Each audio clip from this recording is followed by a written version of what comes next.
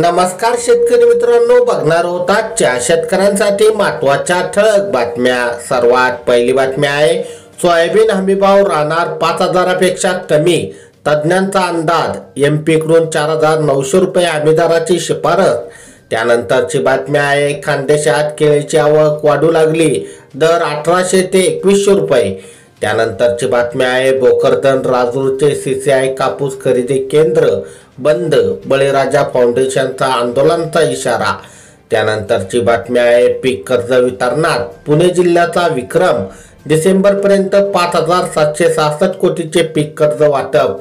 त्यानंतरची बातमी आहे, चाकणला राजस्थानच्या गाजराची 20 टन आवक, घाऊक बाजारात किलोला 15 रुपये भाव, दरात सुधारणा। त्यानंतरची बातमी आहे, कांद्याच्या आढावासाठी पुन्हा केंद्राचे पथक राज्य दौऱ्यावर, उद्यापासून शुक्रवारपर्यंत नाशिक, पुणे, बीड जिल्ह्यात पाहणी। त्यानंतरची बातमी आहे, शेतकरी उत्पादित करणार 10,000 कापूस गाठी। त्यानंतरची बातमी आहे, सोयाबीन कापसाच्या सरकारी खरेदीची मागणी।